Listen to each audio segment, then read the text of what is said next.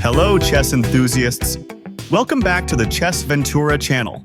Today, I've got a fascinating game for you.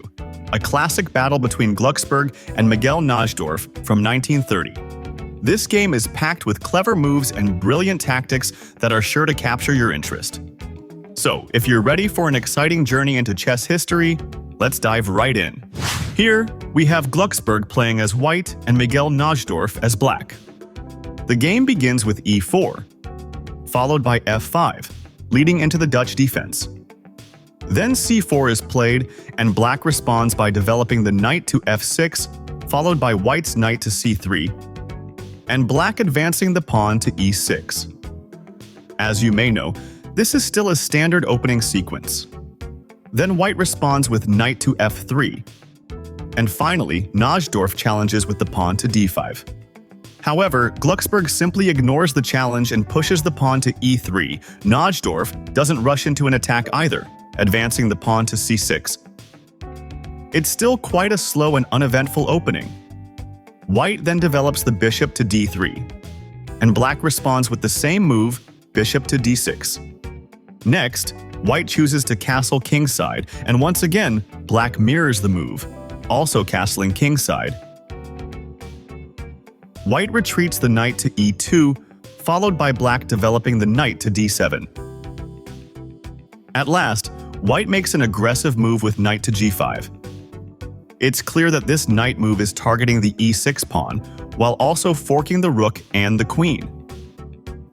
Najdorf then counters with a classic sacrifice tactic, bishop to h2 check. And as you know, if the king captures the bishop, white will be met with knight to g4 check, while the queen attacks the knight.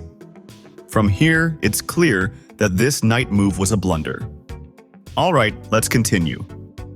The king moves to h1, but still, the knight jumps to g4. As you can see, this move not only protects the bishop, but also opens the path for the queen to attack the knight. At this point, white could have advanced a pawn to attack the knight, right? But the problem is, after the queen captures the knight and the pawn recaptures the knight, the queen can move to h4, which would create a very dangerous discovered check threat. So considering this, Glucksberg opts to push the pawn to f4 to protect the knight first. Sure enough, the queen moves to e8 with a clear plan to head to h5. Knowing the threat from this position, white pushes the pawn to g3. As expected, the queen moves to h5, and the king escapes to a safer spot, g2, while also opening the path for the rook to h1, aiming to pin the bishop and queen. In this position, a good move would have been knight to f6. However, instead of that, Najdorf chooses other brilliant move, sacrificing the bishop to g1. Wow!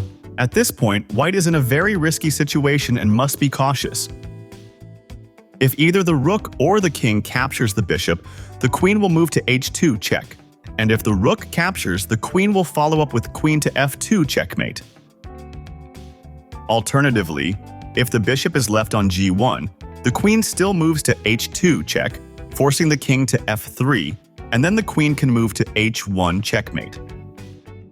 So there's no other option but for the knight to capture the bishop. Even after the knight captures the bishop, the same sequence follows. The queen moves to h2 check. The king is forced to f3. And the pawn advances to e5 with the goal of checkmating with the pawn.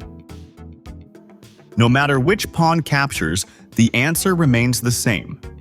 Forcing the knight on d7 to sacrifice itself by capturing the pawn, check. The pawn must accept the sacrifice and capture the knight. Of course, knight will then capture back, check. But at this point, the king can still move to f4. However, the chase continues with knight to g6 check, and the king is forced back to f3. To prevent the king from escaping again, the pawn is advanced to f4.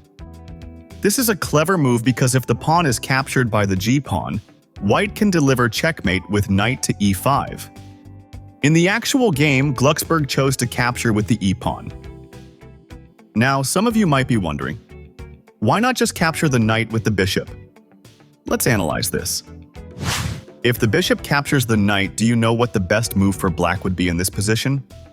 Yes, the best move is to sacrifice the bishop to g4 check.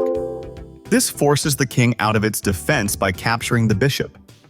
Then, the queen captures the pawn, check. At this point, the king has no choice but to move to h5. And then the pawn captures the bishop, check. The king is forced to take the pawn. And it's clear that the rook moves to f6, check. The king is forced to h5 again, and this will be followed by the rook moving to h6, checkmate. This results in a brutal checkmate, where the king is forced to move multiple times to escape, with no other pieces able to help. So, the key point here is that if the king is cornered like this in a game, there's nearly an 80% chance that black will win. Okay, back to the game. White chooses to capture with the e-pawn. Then, black responds with bishop to g4. This move aims to drag the king to the corner. At this point, white has no hope left, as there are only two options remaining. If the king moves to e3, the queen will be captured by the bishop, and as we can see, white's pieces are not in a position to defend against black's attack.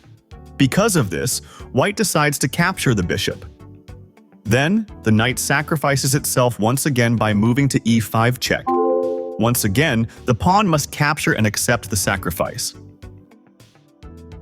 And the final move, a very elegant checkmate, comes with the pawn advancing to h5 checkmate. Wow, what an absolutely brilliant checkmate. Black successfully sacrificed two knights and two bishops just to force the king into the corner and relentlessly attack with no other pieces able to help. If you notice, all of this brutal attack by black started from this knight move to g5, which is evident because white didn't make many moves with their other pieces. And yes, this was truly a spectacular game. Alright, that's all for today's video. I hope you enjoyed watching this incredible game and analyzing the brilliant strategies behind it. If you found the content interesting and want to see more deep dives into exciting chess games like this, don't forget to hit that like button and subscribe to the channel. By subscribing, you'll never miss out on future videos, where we'll continue exploring more brilliant tactics, famous games, and chess tips to help improve your own game. And of course, I'd love to hear your thoughts. If you have any feedback, suggestions, or even critiques, feel free to share them in the comments section below. Your input is always valuable and helps me make the channel even better. Thanks for tuning in, and I look forward to bringing you more exciting content. See you in the next video.